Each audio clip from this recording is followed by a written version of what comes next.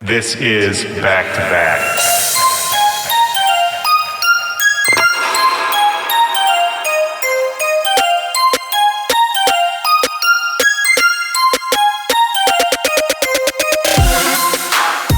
Yo, what's up, back-to-backers? This is Willy Joy. Welcome to the show. This is Back to Back. This is my podcast. You're listening to it. I'm going to assume from the comfort of your own home, although I do know there are still some people out there who still have to go to work, man. And look, regardless of which of those two categories you're in, man, it's a wild time out there. I cannot believe how much has changed in just the 1 week since I recorded the intro for last week's episode. I just want to say, I hope everyone out there is staying safe, taking care of themselves, taking care of the people around them, figuratively, not literally, because we don't really want to go too close to people. But be good neighbors, be good friends, be good to your family. It's funny because it almost feels weird to talk about anything else but the coronavirus right now. But I think because we all are so inundated with this, we're so distracted by it constantly, every second of the day reading updates. I'm going to try and give you guys an escape for a little bit here. And with that being said, it's weird to even talk about celebrating anything, but this is the 150th episode of Back to Back. It couldn't have come at a weirder time. It feels very strange to try to celebrate it, but all I'm going to say is that I'm very proud of it. I'm very thankful to have all of you amazing listeners out there. I could not have made it this far without you. And look, for the 150th episode, in a time like this, what I really wanted to do was just make an episode that was going to make me happy, that was going to make me smile. Hopefully, an episode that will make you happy, make you guys smile out there. And I've got Tisoki returning to the show. I couldn't think of a better way to do it. Just talking to one of my really good friends, not to mention somebody who I think is one of the best, most versatile producers working today. And if you haven't checked out his first appearance on this show, that's also an amazing episode. I highly recommend you go back after this one, check it out.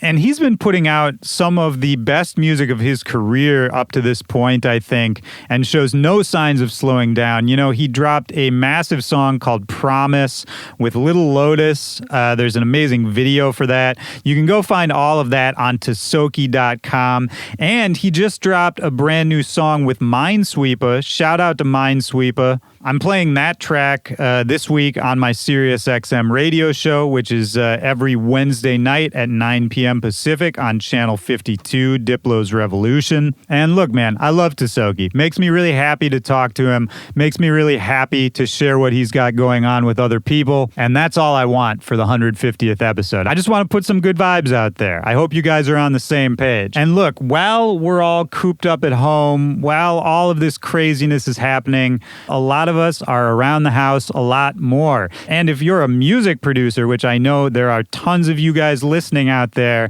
then it might be time to really start perfecting your studio flow. And on that note, I want to tell you about Serato Studio. Today's episode is brought to you by Serato, and they are here for all of the DJs, all of the producers out there.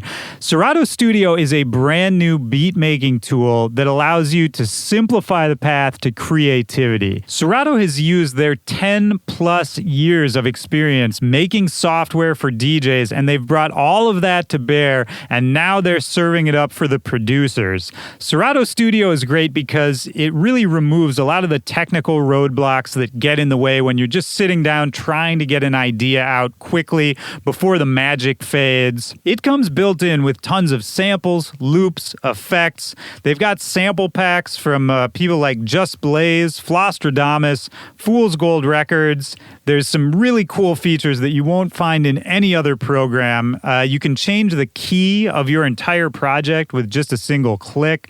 That's a crazy feature that I love. They've got their pitch and time algorithm, which is a proprietary algorithm that Serato developed that makes working with audio really easy. It makes it sound great to pitch something up or down, stretch it out. So Serato's just here to complement your workflow, to make make everything more efficient and to just give you a new tool to use to make even better beats. And right now, I've got a special deal just for listeners of this show. If you go to Serato.com/studio and sign up for a subscription to Serato Studio, use the code WillyJoy2, that's WillyJoy and then the number 2 at checkout to get 2 free months of Serato Studio. 2 free months, I mean, we might be cooped up for a couple months here. So you got nothing to lose. Go check them out right now, www.serato.com/studio, and use code WillyJoy2 at checkout to get 2 free months of Serato Studio. All right? So look, to give a little context, because I know this has got to be kind of odd right now. When I met up with Tisoki, this was before all of the craziness. He was on tour. We met up in Washington, D.C. at a very weird hotel, and he was in the middle of his headline tour across America. He was on tour with Minesweeper. Obviously, nobody's on tour anymore, but, we're talking about those shows.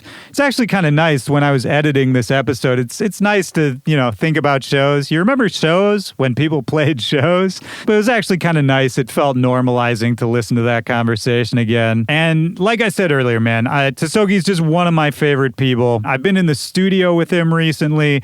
I can tell you all the shit he's working on right now is so crazy.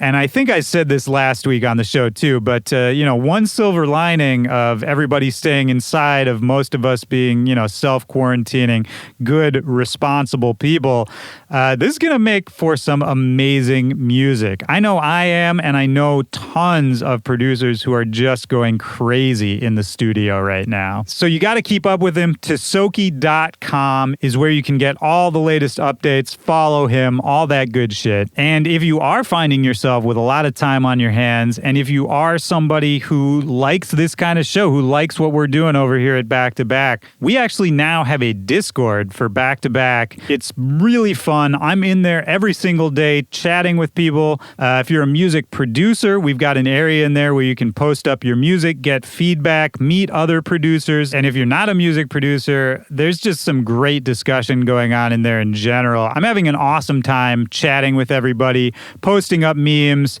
just connecting with somebody, man, seeing what somebody's life is like on the other side of the world right now. It's been really rewarding. So the link for the Discord is going to be in the description of this episode. Come talk to me. I'm always hanging out there. I hope you enjoy this episode. 150 episodes in. Don't forget to subscribe to this show. I'm not slowing down. I'm going to be putting up content every single week for you guys. Throw up a tweet. Let other people know you're listening. That is the best way to support this show. Tag us. I'll reply to you. We'll connect. It'll be great. And for now, I just want to make sure everybody's taking care of themselves. Be safe. Wash your hands. And we'll all get through this together. This is me and Tisoki back to back. Let's go.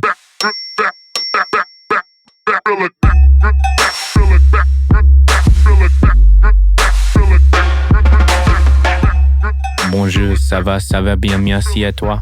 Whoa, do you actually speak French? That sounded real good. A little bit. Where'd you learn French? In school. Really? Yeah, because it's the way that you guys learn Spanish is like a second language is how we learn French. I had no idea. So in the UK, French is like the most common secondary. Yeah, or you can choose German, but that's just really hard. And you're all settled in San Diego now. I was trying to think of like what's changed since the last time. Nothing's changed. The podcast ends here. See you guys later. Bye. Bye, guys.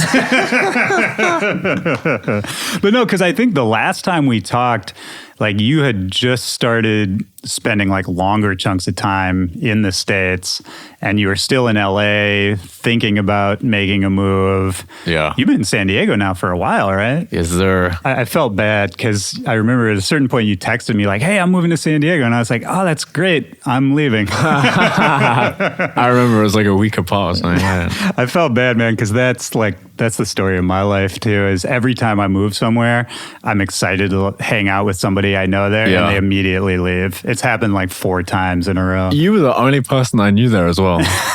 And you fucking left me. Oh yeah, now you're just making me feel bad. It's chill. Have you found are you settled into like a routine, a life out there? I wouldn't say a routine. I would definitely say alive. You know, I'm used to the Mexican food now. Yeah. and Takes some adjusting. Yeah, and the sun and being near the beach and the hills and stuff. It's just a better pace of life. Yeah. And it's so much more inspiring and relaxing to like not be in LA anymore. Dude, I think so too. Like when I first moved to San Diego back in the day, which now is like 6-7 years ago, I remember worrying that I'd feel too disconnected from the scene and from what was going on. But in the end, I am so happy it worked out that way. I just feel like when you're in LA, you're like forced into it and you kind of like give forward lackluster. Like you just don't work as hard as you should because you have to work all the time to be able to keep up with everyone else. That's an interesting thought too, right? Is that sometimes you just feel like it's like a rat race kind of, right? Yeah, and you're putting forward like mediocre work, or you know you're not giving your best efforts. Whereas I feel like when you're out of that kind of ecosystem, it's like everything that you put forward is your best and the best it can be. I mean that doesn't really only apply to music; it applies to kind of everything. But you know, I've seen it like in other fields like art and like fitness and all that kind of stuff, and even like movies and stuff. People are so fast to just put something out, like anything, and it's like if you're in a different climate where you're not chasing everyone else, then it's a lot better. Yeah, well, I like that perspective because I feel like that's the flip of what you get told a lot, which is like, oh, you have to go where everybody else is, and you have to participate in this specific way. But that's actually really interesting. So do you think in the time that you were there that sort of your creativity or your output or even just the kind of music you were writing was being too influenced by what was around you? It was just like, I didn't feel confident in it. And I also spent a lot of time looking at other people. And a lot of it was just busy work. Like everything was just like a load of people saying a load of different things and, you know, not false promises, but things being thrown around that never actually happened. And you get caught up in that vacuum and it's just like, you end up just putting out shit. Like, but ever since I moved, I definitely feel like I've been more at peace kind of with myself creatively, and I've been like able to go a different direction kind of. How's your creative process changed now that you're a little more settled? Because you always have been a productive like music writer, right? Yeah. You're always writing music. So when it's funny you should mention that. When I first moved there, I got so fucking lazy. Really? I did absolutely nothing. And I would like wake up in the morning and catch myself and there'd be like deadlines and all this kind of stuff. And I'd be like, oh shit. Like people hounding me for stuff. And I'm like, yeah, I'll just get to it.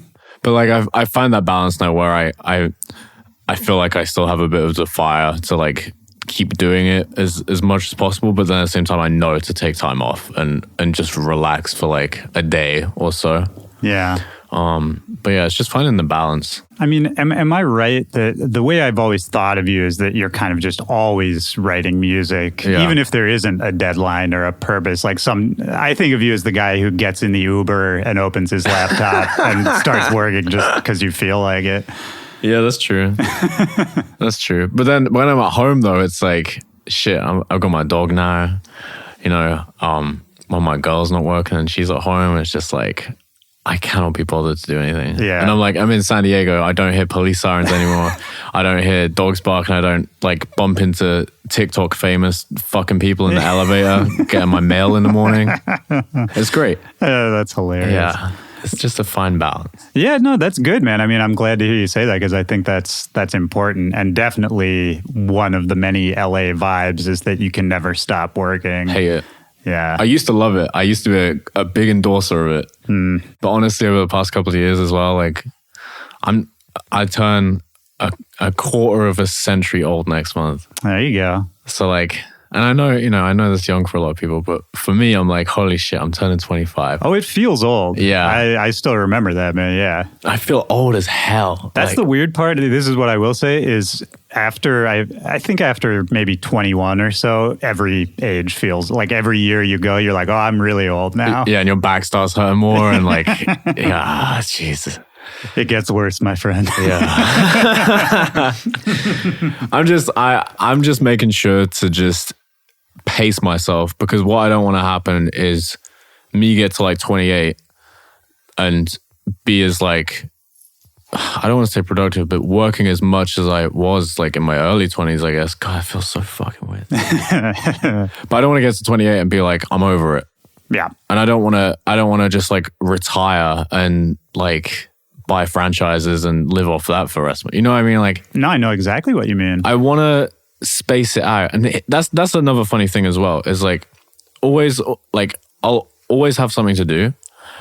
But the way that my mind works is kind of fucked up, in the sense of like, if I have something to do, I will put it off as much as possible, do everything else just to know that I still have something to do. Oh, interesting. And to still have like a purpose to do something. So fucking weird. And it's gotten me in trouble so many times.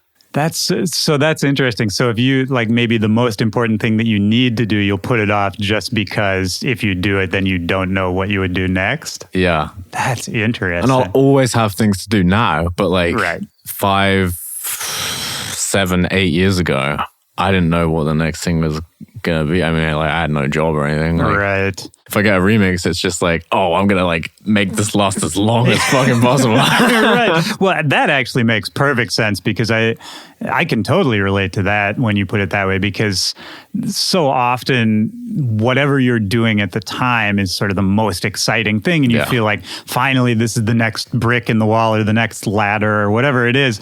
But once you do that enough times, you sort of realize that feeling is very fleeting. Yeah. And once it's done, and even if it goes well, that feeling's still gone. You know? It's tricky, and especially when like, you know, these days I have a lot more to do. It's like, it's so dangerous to just like, I always find that one thing that I like hold on to and long out too much. Right. It always fucks me over, yeah. Well, and that's a hard thing to explain to someone too, of like, why haven't you done this yet? I'm just holding on to it, man. I'm just fucking hot. But it seems like if you're aware of it and you're not fucking up, you're doing well. So I mean, it seems like you've at least figured out, you know, some kind of balance to it. Yeah, but then it's like, it's Monday night, I'm laying in bed, I got my dog between my legs, I'm like reading shit on Reddit, like trying to fall asleep, and then I look at my emails and I'm like, fuck, I completely forgot to do that one thing. Well, there is that. Yeah, and it's just game over. And then I can't sleep, and then and then it's a mess. I guess one thing I will take away from what you just said, though, is that once you sort of took a step back and stopped feeling like you had to compete in the rat race or go at the exact same pace as everyone else going so crazy, it seems like that didn't hurt you in any way once you took a step back, right? Like, it seems like maybe you're living a slightly calmer existence, which sounds pleasant, but still everything's going well for the most part, right? I just proved everyone wrong. That's kind of what I'm saying. And honestly, that's the biggest flex I can have, because there was like 2 years ago, there's people who are just like, if you move out of LA, you're not going to be able to do this, you're not going to be able to do that, blah, blah, blah, blah. And I just, fuck all y'all. Pretty much, man. Honestly, like, yeah, I don't know.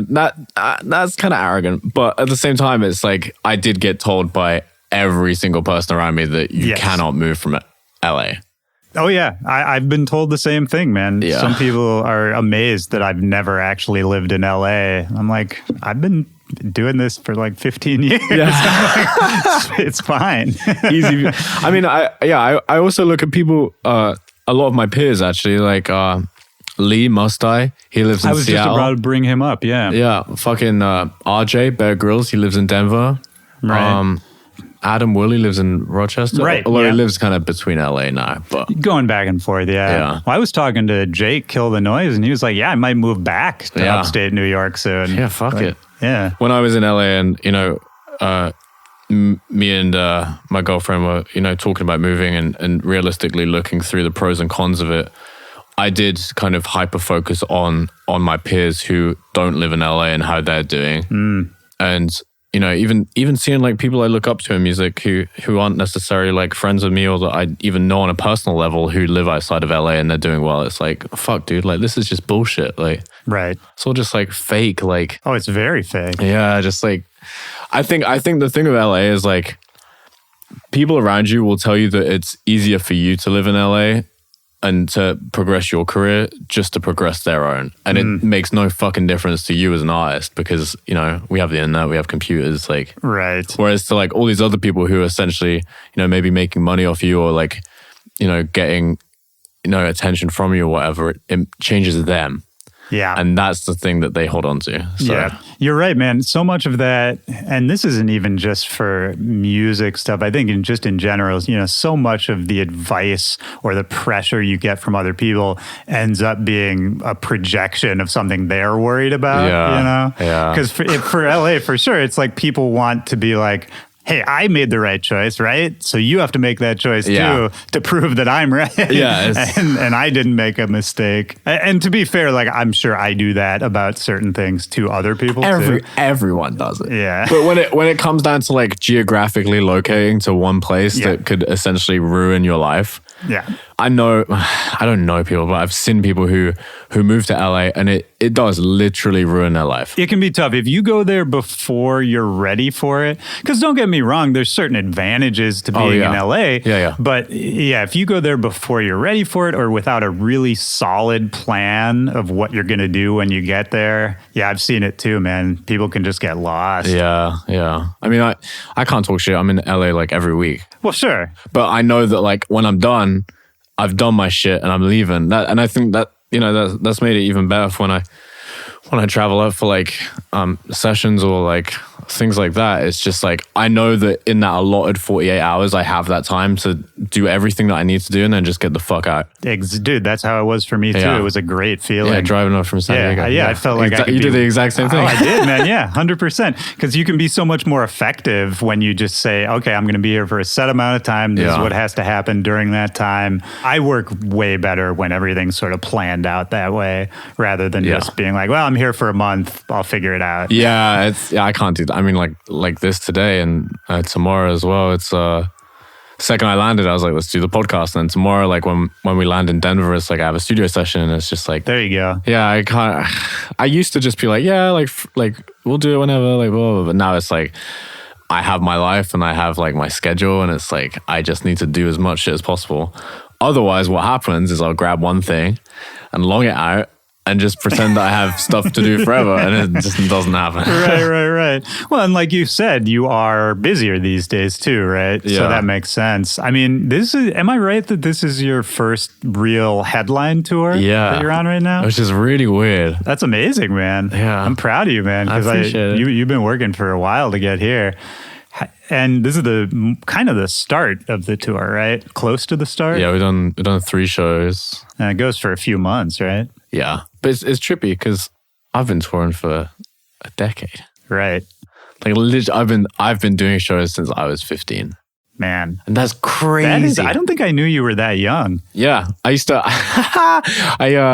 when I lived in Scotland, I remember there's like this sound system, there's a big sound system culture in Scotland. I don't know if there is anymore. But this crew called Electrical, they threw shows, and I remember having to sneak into a nightclub in a speaker flight case one time. No. Yeah. I was 15. They packed you? Mm-hmm. That's amazing. And it was on the second room of supporting, it was a circus takeover, so it was like Rock Sonics, Flux Pavilion, Brown and Gammon. Fuck, that's so good. I miss Brown and Gammon. Mizuki's Last Chance. Riley, he's fire. But it was on the second room, and yeah, that was years ago. I had no idea you were DJing that young. Yeah, that was fun. Wow. And then just like I think in Scotland that was like my thing. When did you live in Scotland? Like how old were you? I don't know, say 16, I think. Okay. It was like towards the end of my teens. Right.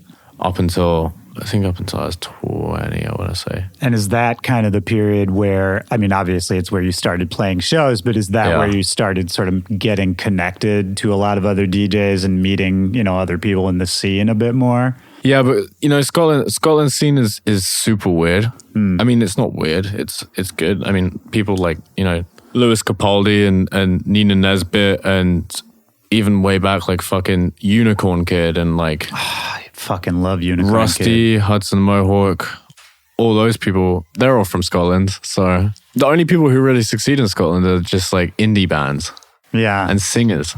Right. Other than that, it's just like... Well, even the people who do, like the DJs, they all end up leaving, right? Like, as opposed to, you know, having like a giant scene in Scotland. Yeah, exactly. Yeah. But, you know, in terms of connections, it didn't really do much. It just, I think it actually, like, in a bad way, just heightened my ego because there wasn't really many people doing like the electronic music kind of stuff. So did you sort of get an outsized sense of, you know? Yeah. Yeah. me and my friend Louis, he makes music named Walkgood. Yeah, I know him. Yeah. We were both kind of in it, just like thinking we were top shit, running around, being like not pretending we were like celebrities, but just like we definitely were arrogant 18-year-olds. Sure, yeah. I mean, slaying the club at 16. Yeah. Playing like all age fucking events in a nightclub that had to, you know, finish by 10 o'clock and people were getting breathalyzed on the way in to make sure. Yeah, it's just like, I mean, that sounds pretty fun, but yeah, that was a laugh. Were you partying back then? Were you ever like a partier? Yeah, I was a partier. Yeah. That stopped fast. I got bored of that. I feel like that's such a UK thing, is you kind of get it out of your system early. Yeah. It was a stupid time. Well, yeah, we all have those, man. I think, in a way, I think that system is better because even if we go back to what we were saying earlier about going to LA and getting lost, I mean, half the way people get lost in those kind of situations is because they go out there and just get drunk every night. Do drugs. And do drugs and don't really do the work they ostensibly are there to do, you know, because they're partying. Yeah, I agree. It's definitely... But these people are like 25. Yeah, I know. I did this shit when I was like 16. That's what I'm saying, man. That's why the UK is a little smarter with that. Yeah, it was just like a real life Skins episode. You were over it pretty quickly? Yeah. Yeah. Anytime that I was, you know, legal to drink or smoke, I was just like, I'm over it. Well, I'm not smoking. Smoking was my vice. Yeah, because you used to be a heavy cigarette smoker, right? Yeah. I think we talked about that last time. And I only just quit the Juul as well. Dude, I saw that. Congrats on that. Thank you. How long has it been now? Since the 1st of January, so oh yeah, just over a month. That's great, man. It's tricky. How do you feel? I feel good. I've actually gained 10 pounds in January. That's awesome. From not, and I've always struggled with gaining weight. And suddenly I just quit smoking and I've like started like bulking up a bit. So that's cool, man. Yeah, I'm happy about it. Has that always been something that you wanted to change as far as like, yeah? Yeah, because it's like the thing that pisses me off is that it's not that I can't be bothered to do it. It's that no matter what I tried, I couldn't gain weight. Like I tried all these protein shakes and all this kind of stuff and just eating a load of shit. Pardon me. On the topic of eating shit. Just like eating everything and all of this kind of stuff and milk. I remember like 6 years ago, I just tried drinking like a ton of milk. Right. What the fuck was I thinking? It's got a lot of protein. Yeah. And then I had tests for like my thyroid and stuff, and apparently a part of my thyroid is low, something to do with that or whatever. My mom's in the medical field and she told all her buddies about it, and all her buddies emailed me these like breakdowns and shit because I'm not paying for an American doctor. Oh yeah. But ever since I quit using the Juul or whatever, I just gained weight, and I don't know why. Yeah. Probably because nicotine is like a hunger suppressor or whatever. Right. But yeah, it feels good. No, that's awesome, man. Yeah. Have you noticed any other, like other than, you know, the weight gain? I'm just always curious because you hear so much about, you know, people who quit smoking. It's super hard and you don't feel great at first. And then maybe once you're out of the woods, you know, you feel sort of drastically different in some way. Well, I kind of quit the Juul the same way that I quit cigarettes a while ago. And that is by being like bedridden ill. Oh, wow. So I played Countdown New Year's Eve in an Insomniac festival, and afterwards I remember going. I did like the golf cart confessions interview thing. Okay. And then I went back to my trailer and I literally just passed out and woke up in like cold sweats. Oh. And I was like, "What the fuck is going on here?" After New Year's Eve, I got really sick.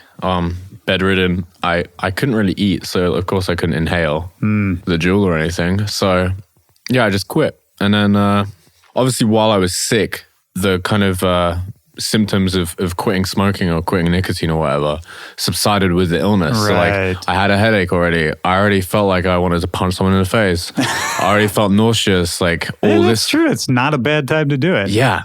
And it's verbatim, exactly the same thing that happened with cigarettes. I just quit. Wow. And then I got better from the flu and I was like, oh, like I don't need a fucking nicotine stick anymore. Like this is Right. great. Well, So, what did it yeah. when you were smoking, whether it's cigarettes or a Juul? Like, what function did it serve for you? Was it something that in social situations it was like good to have a thing to do? Did you feel like if you were in the studio you needed it for creativity? Was it anything like that? It was never a social thing. I mean, a lot of my family smoked when I was younger, never around me or never like while my mom was pregnant or anything. Yeah, like, yeah. I mean, that's also a thing in the UK is like everyone smokes in Right. the fucking UK. Right. I just felt like I could function more. And I have a really addictive personality. Like anytime that I stay in Vegas and we're in the hotel, obviously there's going to be a casino in the hotel. I like have horse blinkers on and just like don't look at anything. Because I swear to God, if I get like on a machine, I'm going to be there and I'm going to be broke and I'm going to ruin my fucking life. That's how much of an addictive personality I have. So you're just like that with everything. Yeah. I guess that makes sense. Earlier talking about how you're just doing music all the time too, Yeah. right? Yeah. You just got to find the healthy addictions. Exactly. So it's just kind of that. And I don't know what like drew me to it. And I remember I was speaking to a friend of mine and I mentioned about he also suffers from ADHD really, really worse than me to the point where like I have to tell his girlfriend to like remind him to do something. Oh yeah. He was saying, like, we were on the topic of coffee. Like, coffee does jack shit for me. Like, it doesn't wake me up, does nothing, but I still have to drink it every day.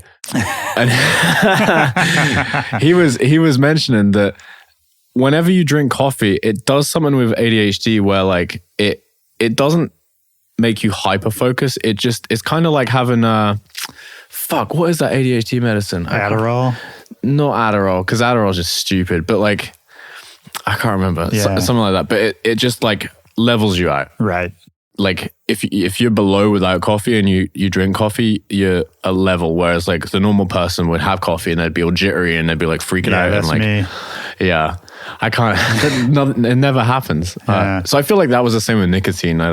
Just a stimulant, I guess. Sure. I don't know the just medical like balanced it out or something. Yeah. Yeah. But yeah, Yeah. I knew it was getting bad when I like on long flights, I would like sneak into the bathroom and like do it on the airplane. Oh, right. Yeah. And I was like, I need to stop this shit. Like, Yeah, if you're finding yourself doing that, because you Yeah. can get in trouble for that. I get deported. And I ain't trying to do that.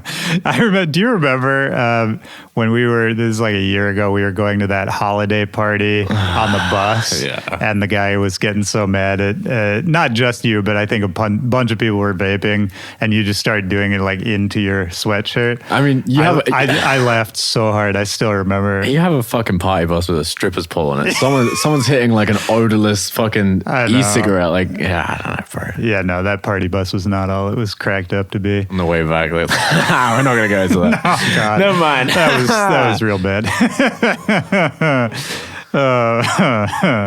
Oh man, but no. So we got onto this whole thing because we were talking about this tour, right? And Yeah. this is like a major tour, man. It's a major milestone. It's kind of cool to see. One thing I did want to talk about, and you mentioned it off mic earlier, is this back-to-back thing you've been doing with local DJs. Talk a little bit about that, because I thought that was really cool. All right, so I kind of thought about like how everyone plays shows, right? So like, it's stage manager or the tour manager or whatever is like 10 minutes before show, blah, blah, blah. You go up there, you play the set that you've spent like 4 hours in record box organizing, and you're like, you're interacting with the crowd, you're saying things on the microphone, you're standing on the fucking table, all this kind of DJ shit, right? Yeah. The second that your hour is up, you fuck off.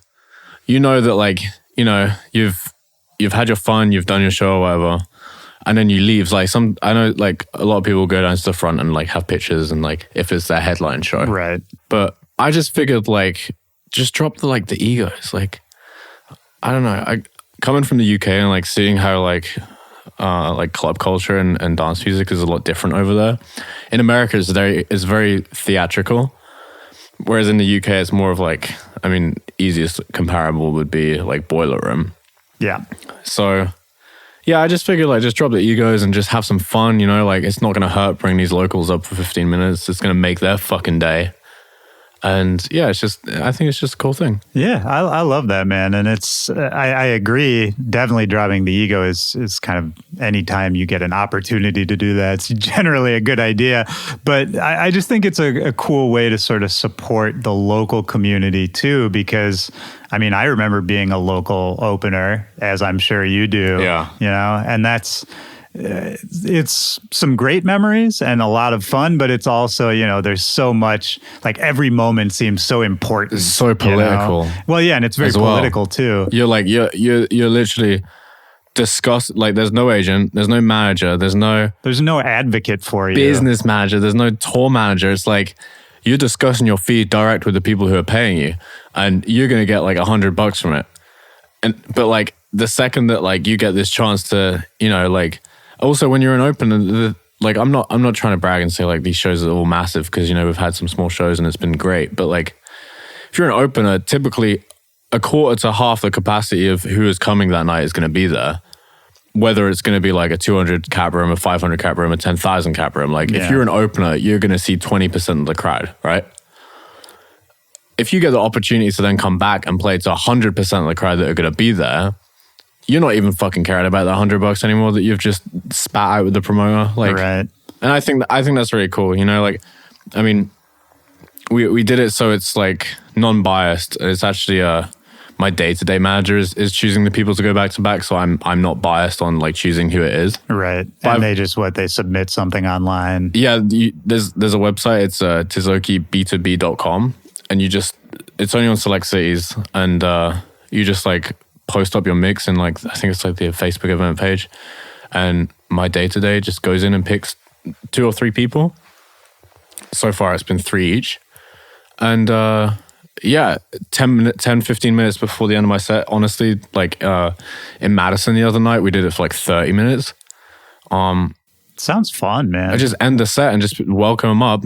All the people in the crowd are hyped, you know, like their local friends and the people who support them and stuff. Yeah, I think it feels like I'm connecting with the people who care about my music a lot more rather than just trying to be a theater act, you know? Yeah, I love that, man. And I like adding an element of chaos into it too. Oh, you know? Yeah, it's so fun. Like, yeah, it's so fun. And exactly what you said earlier about sort of taking it back to the older vibes of club culture, right? Yeah. Where, you know, some of my favorite memories, both of my own DJing and watching other people play, are it's not my favorite memory because it was such a perfectly composed set. Yeah. It's because, you know, either something crazy happened or I was surprised in some way, all that kind of shit. Like, I love the chaotic sort of just sloppy aspects of club culture. Yeah, like you can, like, Excision has built like a metropolis of like dubstep. Yeah. And Fair like fucking plays him, like he's killed it. Oh, yeah. You can go see an Excision show and it's going to be flawless. The visuals are going to be flawless. The lights are going to be flawless. The music's going to be flawless. Everything's going to be perfect to a T. And that's incredible. But when you go and see like a show in like a venue of like 150 to 300 capacity, you know, and it's sweaty, there's not like an LED wall and it's kind of grimy.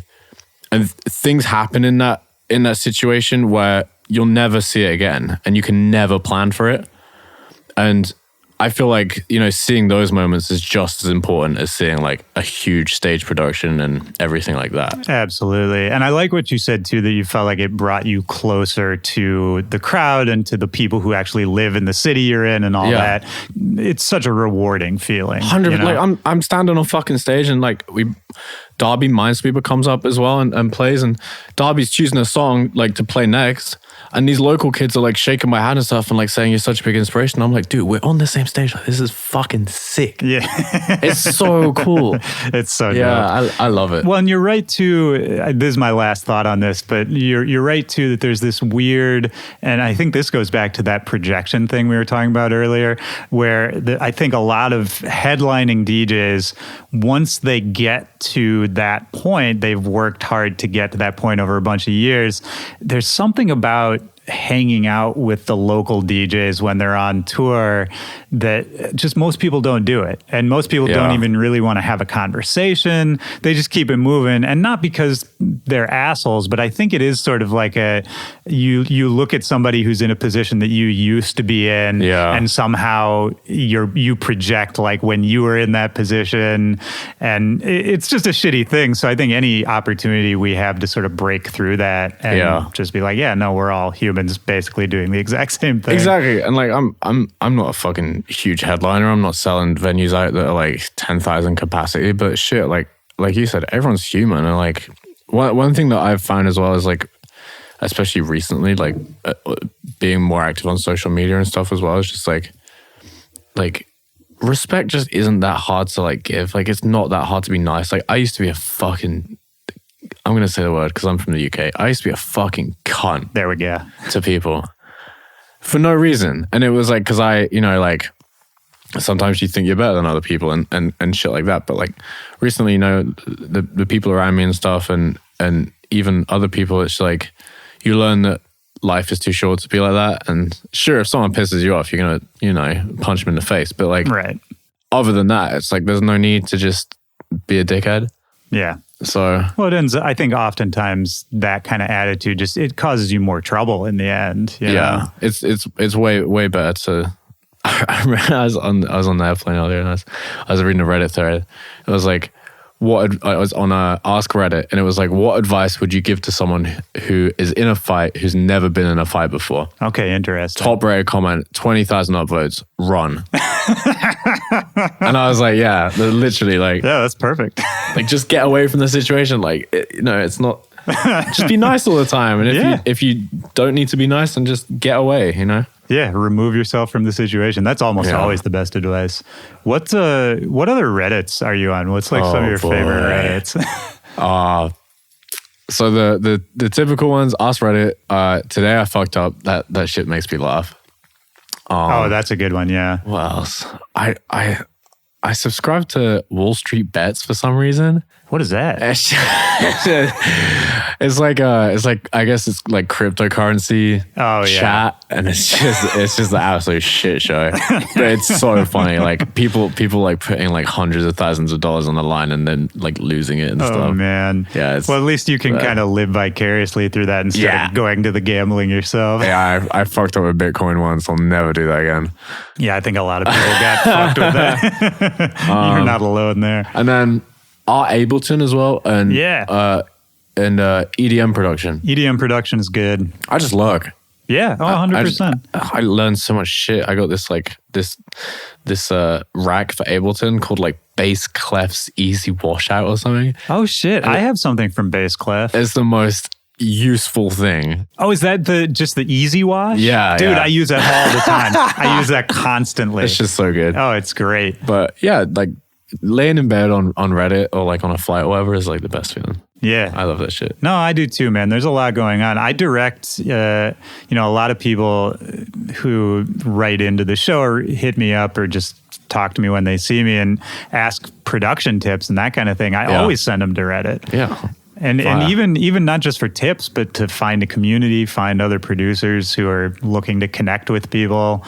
I think that's the thing, because it cuts out all the noise of like trying to find people in like Facebook groups. I remember like a while back when I first started, Facebook groups were like, I know they're coming back now. And yeah, isn't that weird? Yeah, I have one as well. It's fun. It's nice. It's fun. But like, yeah, Facebook groups like these days, it's like if it's not for a specific thing, like for something as broad as like production, it is like a shit show. Yeah. But I feel like Reddit does a great job of just like streamlining it and like cutting it to the people who actually are interested in that certain thing. Right. Yeah. I need to make a Facebook group. I got a Discord now, which is super fun. But I got to do the Facebook group too. Discord scares me. It's just like a chat room, man. Reddit used to scare me. That's the thing. It's always Yeah. scary till you get on it, and then you're just like, it's a bunch of idiots talking. Yeah, exactly. Except for my Discord. Shout out to you're very smart and attractive people. You just got called idiots, bro. No, I'm definitely the idiot. You're the there. head idiot. You're the head idiot of the That's idiots. absolutely right. So what other touring, because definitely since the last time you were on this show, I feel like you've done some other cool shows. Didn't you? You've gone overseas a few times. Yeah. Did you play some big thing in Russia? That was fire. Yeah, tell me about that. I was in Europe for ADE, or Amsterdam for ADE even, and did a couple of shows at ADE. And then between the shows at ADE, there was one show that we got from Moscow in Russia. Yeah. Holy shit. Like, that was the best show I think I've ever played. What was different about it from another show? Well, first of all, it was me and Val, Virtual Riot. So, I mean, that's always going to be a good time. Yeah. You know, he's an incredible performer, incredible producer, and just an all-around lovely guy. Fun guy, yeah. But secondly, I feel like Russia has kind of been starved for bass music recently. And, you know, having someone like Virtual Riot, and then me as well, obviously, but, you know, Virtual Riot playing the show, it was a great turn. I think we pretty much packed it out, and it just felt like the kids needed it. Right. And because, you know, when sometimes you play a show and you look at the crowd and it's like people are like kind of want to be there, but they don't really want to be there. And they're just kind of, every single person at the show was like, you could tell that they were waiting months for this shit. That's so cool. And it was man. so dope. And hospitality on point. I love that. With most shows, like, hospitality is always on point. That's a big thing. Right. Especially in a different country where language is sometimes a barrier. It's like, if you can communicate with each other and get it nailed out, I think that's fucking awesome. Did you talk to anyone, or did you get a sense of sort of what's going on there locally as far as electronic music? Because I feel like I don't really know many Russian producers. I'm sure there's a shitload. Yeah. But I feel like it's just kind of, I spoke to one of the hospitality people, and she was saying that it's kind of not dried up, but like people don't really know where to go with it. Yeah. There is a few kids from Russia, I can't remember names though, who are like fucking killing it though. It's got to be hard, man, you know, to live in a country like that and see what's happening in the greater world. But I feel like it would be much harder to sort of break out of Russia than it would be to, you know, break out of Canada or something. You know what I mean? Well, it's kind of the same as the UK. The UK doesn't really have anything but, you know, house and techno and drum and bass. Yeah. But saying that, like, you know, as a Russian as well, like, English isn't your first language either. So it's like, I kind of had it easy coming to America because I didn't need to learn any language. I didn't need to do any of this. You know, I just got my visa and kept going as I was. Yeah. But yeah, like some of these kids in Argentina as well and South America and stuff are like some of the best producers I've ever heard. And, you know, it's unfortunate. I gotta check that out. Yeah, I'll link you some. But it's unfortunate for those guys because, like, it's going to be a bitch for them guys to, like, get anywhere in the world, you know? Right. Because it's like, it's getting even tougher to travel because of politics and all this kind of stuff. But at the same time, it's like, they've got to learn another language. Yeah, you know? It's tricky. It's tricky. Do you know the producer Sultan? Yeah. I've been talking to him online, and he just moved to Canada. And I mean, I got to get him on here eventually, although I don't think he can even come into the States right now. But yeah, his story sounds insane. I forget where he's, somewhere in the Middle East. We worked together on something ages ago. I can't remember. I think I remixed one of his songs. His music is sick. Yeah, he's crazy good. How was Coachella when you did it? That was cool. What was that like? I actually, somebody off the aforementioned Discord said that you were the first thing he saw at Coachella that year, and that it set off like a really good tone for him. That's fire. Thank you, whoever said that. Yeah, it was fun. It was definitely a great opportunity. I feel like, you know, saying that, you know, you played Coachella, it doesn't really matter at what stage or what time. Like, if you did Coachella, you did. I'm just taking the flex at this point. Yeah. But yeah, big ups to Sam Jaws as well for the opportunity. I was on his Bite This takeover. We did both weekends, both separate kind of different experiences. And yeah, it was really fun. Had a really good turnout as well. Actually, I was surprised about it because, like, playing like obnoxious bass music at like 4 p.m. in fucking Coachella side stage. Sunlight. Yeah, it was weird as fuck. But like, dude, the kids like threw down and it was great. What are you excited about now as far as your own music, as far as your own tour, kind of whatever pops into your mind? Because I've been loving all the new music you've been dropping. Thank you. Yeah, man. The new one, Promise. Yeah, actually, boy. it keeps getting stuck in my head, which doesn't happen to me for many EDM songs. I'll go send you the metal version. Oh, I would love to hear the metal version. Well, I say I'm making a metal version. I love it, man. Is that style something you're headed more towards? Like, where's your head at as far as music right now? The way that, I want to do it is kind of have touring as a separate entity. I was actually speaking to managers and stuff about this the other day, but like have touring, like still be playing the heavy bass music and the obnoxious fucking like dubstep and shit that I love and that I love to play out. But then with the music, I kind of want to just, I swear I said it to you last time, but I want to have a vocal on every single track. Like I want to have a top line on I don't want to do any more instrumental songs. Like I make instrumental songs and they sit on my laptop forever, but like I don't want to release any more instrumental songs. I want every song to have a vocal on it. Right. And yeah, kind of just a more accessible kind of, not poppier, kind of poppier vibe. I think more accessible is a way to put it, man. Yeah. And you're not alone in that kind of model. I think there's plenty of examples of people who, for their own sound, have done some version of that idea. And I think it works really well. I mean, like to put it in a purely like numbers game, on a Never Say Die EP I released, I think around the same time that we did the last episode of the podcast. The most popular song off it was the last track, which was a complete pop EDM, like happy-go-lucky kind of song. Right. Which everyone doubted and everyone thought wasn't going to do shit.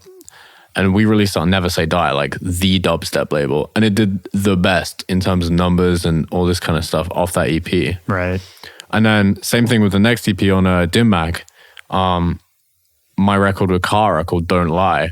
That did the most popular. And like on that EP was like the other songs like Relate and Razor Blades and like all these other like heavy things.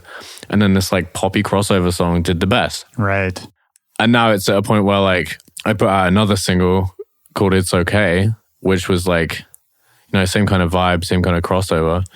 And it did like way more numbers than any of like the dubstep stuff. And it's just like, it's not the fact that it's like, getting more popular and I don't want to change or dilute my sound to make stuff like more popular. It's more so the fact that like I'm seeing that the music that I'm enjoying to make more is reaching more people, and that's what makes me happy. Yeah, absolutely. Because that was going to be my next question is, is making it more or less fun to you, or is it all so much more fun? Because you're making songs and you're talking with top liners and collaborating with singers and vocalists and sometimes like instrumentalists, like, and all that kind of stuff. And I love like sound design and doing the dubstep stuff, but bro, like you do 10 years of sitting and like on your own just sound designing and stuff, it gets so relentless to the point of like you're not even wanting to do it anymore. Well, and I think I completely understand that. And I think too, at a certain point, it becomes like, well, who am I doing this for, right? Yeah. Because, is the average listener in the middle of the country who doesn't know what Ableton is going to care that you spent 5 hours? No one cares about your fucking comb filter. Right. No one cares about your frequency shifter, your G-clip, your fucking FM from B, your square waves. No one gives a fuck. Mm-hmm. But 10 kids on the internet do. Right. And that's... Well, and sometimes they're the loudest voice, which can be confusing. Exactly. Exactly. At the end of the day, I come from like an instrumentalist kind of background anyway. So I just want to make music that I enjoy making. And if it's a fucking like dubstep record, then I'll do it. And if it's like a Moombaton song with like a reggae vocalist or some shit on it and there's no drop, then I'll do it. It's like, well, yeah, and I think it only makes you stronger as a producer to stay versatile and to kind of just follow whatever you're feeling at the time, right? Yeah, exactly. And it lends to working with, other people as well, and helping other people's projects and stuff as well. Like it makes more sense just to be a lover of everything rather than just confining myself to doing just dubstep. Yeah, absolutely, man. Well, on the note of sort of loving a sound or, being excited about music again, one thing I remembered us talking about the last time you were on was sort of groups that we listened to really early on that,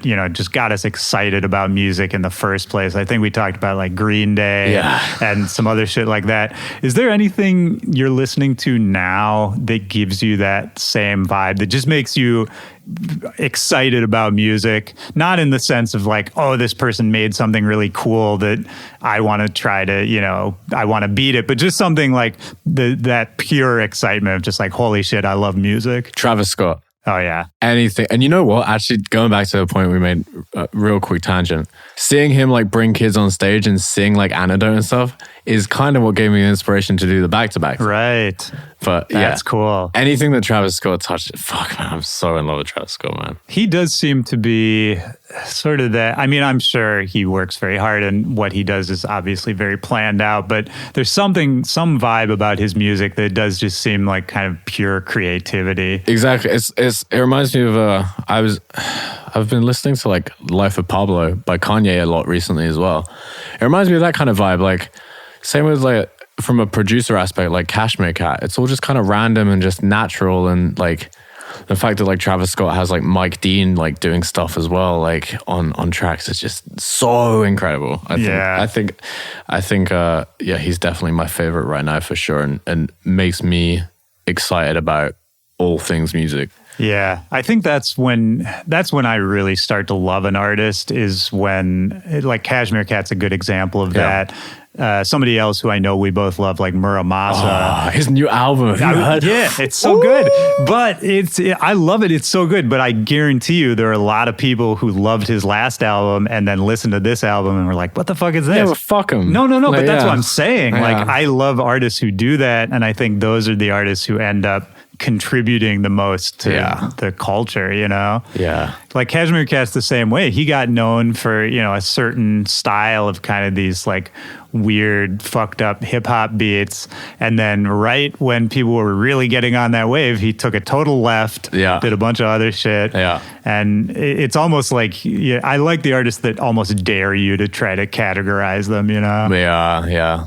I think music's such a versatile thing, and I feel like if you do one thing for too long, it just not only to like fans and stuff, but like to yourself as well, it just gets stale. And it's not selling out trying to jump on a new wave or anything like that. It's just being honest, and anything for a long period of time that's just the same is just fucking boring, Yeah. So I looked, when I knew I was coming to talk to you, I looked back at your Twitter feed a little bit. All right, see you later. I'm out of here. No, this is good. I promise. This is not a trap.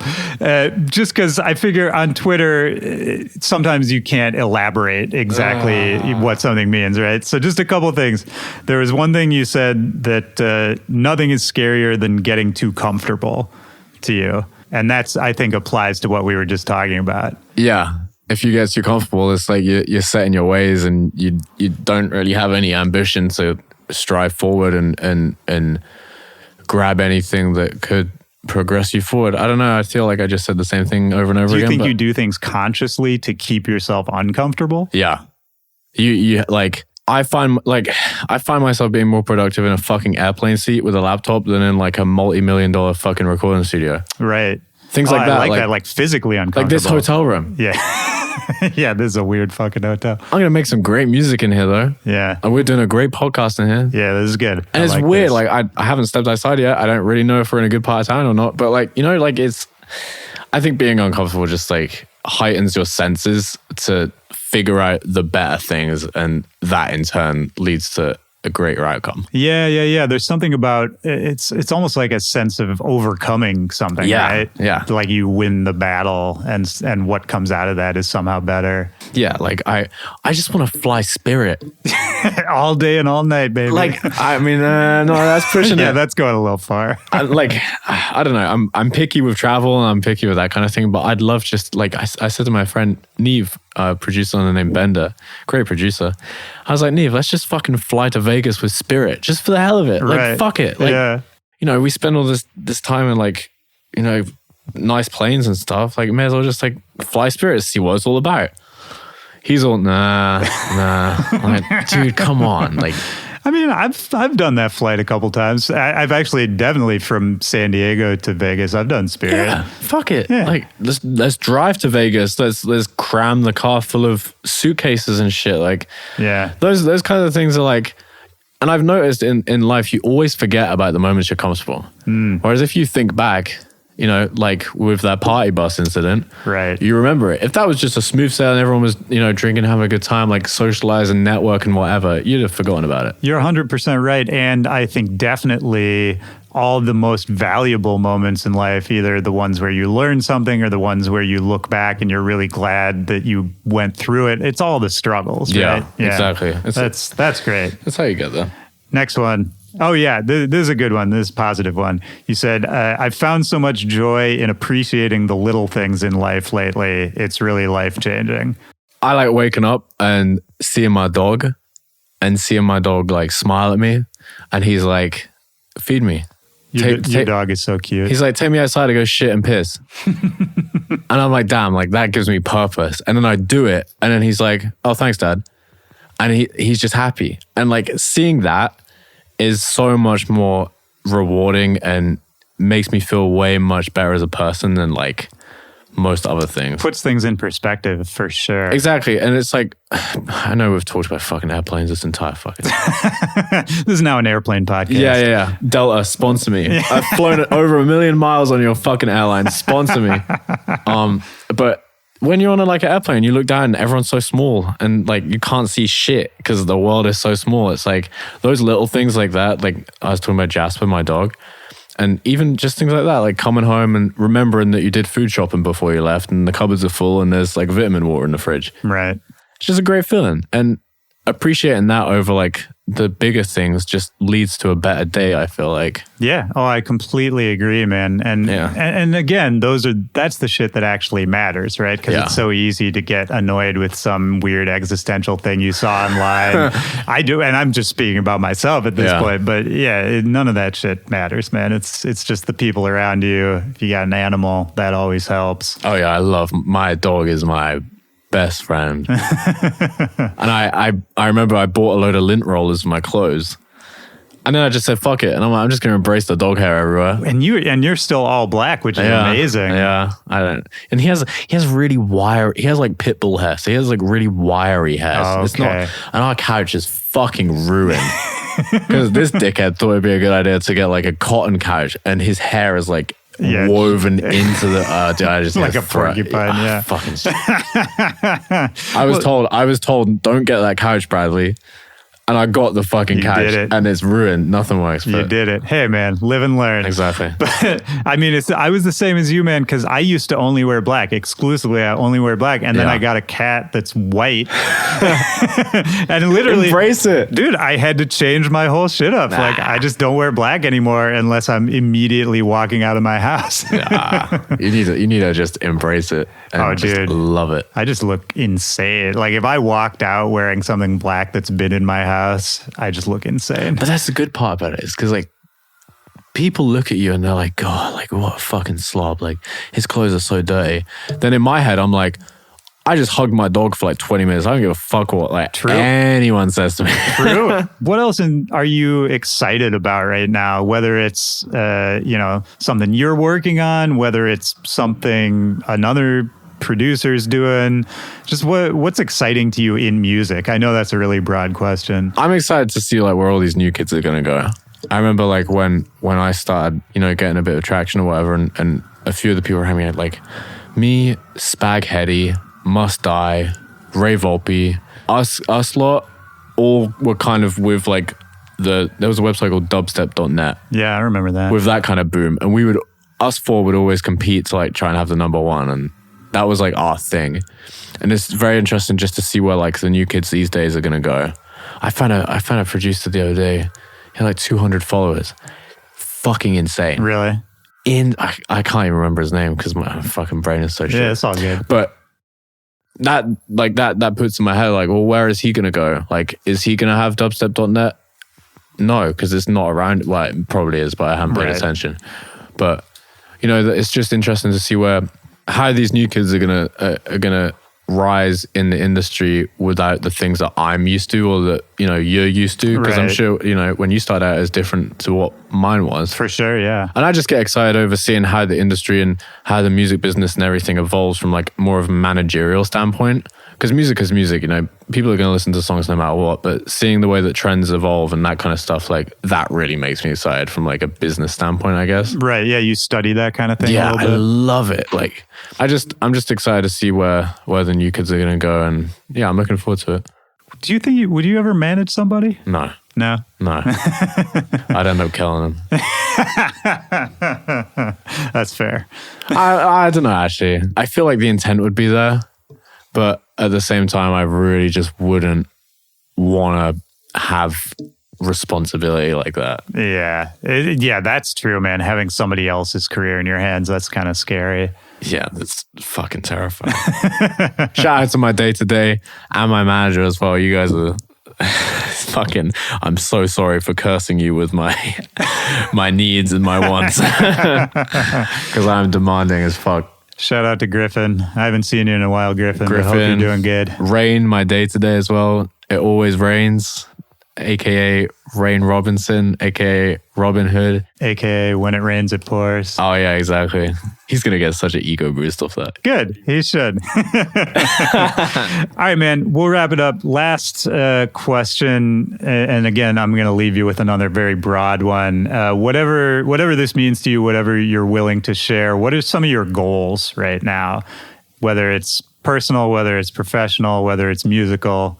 I want to get citizenship in America. That's a great goal. Because this visa shit is really fucking annoying. Yeah. And expensive as hell. Well, so we talked about this the last time you were on, like the sort of visa struggles and It's gone worse. Is it really? Apparently, if you tour consistently for 3 years, you pay your taxes, you do all this, they still doubt that you're like a good person. Oh, man. So this time I only have a year-long visa rather than a 3-year visa. God damn. But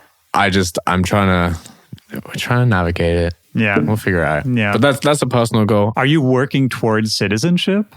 Yeah. Yeah. It's messy though. I'm sure. Super messy. I mean, I feel bad saying this because I probably should know more, but like I know sort of how citizenship works, but the steps you would need to get there, I don't really know. Yeah, I feel like the way that it works is like, I mean, unless you marry into it, which I mean, realistically is another option. Right. We have talked about it. But yeah, like the other way is just you're just throwing money at the government. Yeah. Like 3-year visa is, X thousand amount of dollars. 1-year visa is another certain amount of $1,000.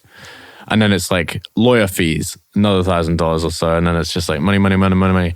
And I'm just like, I hope soon it's going to happen. Right. But yeah, other than that, I don't know. It's like you don't exactly know when the giving away money stops. Exactly. And it's probably going to get to a point in 5 years' time where I'm like, I've given X amount of dollars.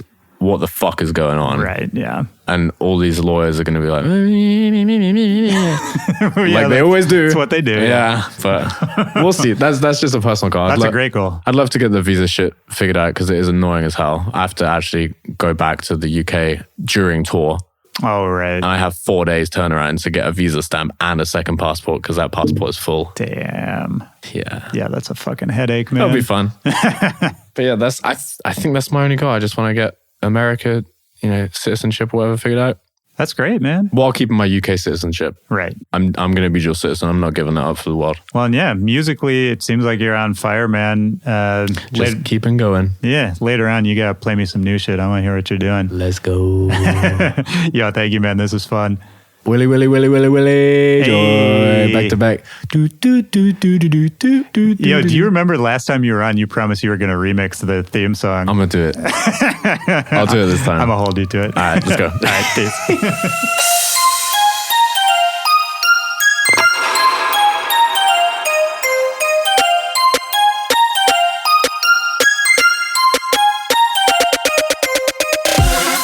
All right, that's the show. Shout out to Tisoki. thank you, man. I love you. Thanks for coming on for the 150th episode. For everybody out there listening, don't forget Tisoki.com. You got to keep up with him. All the new music is amazing. So much more to come. And you can keep up with me too. I'm at Willy Joy on all social media, willyjoy.com, and the show is at Back to Back Pod. That's it. 150 episodes done. I'm just going to start on 151 right now. We're not slowing down for a second. I love all of you out there. Thank you for helping me get this far. We did it together. The community is the best part of doing this show. Take care of yourself. Be safe. And I will talk to you next week. For Back to Back, this is Willy Joy. Peace.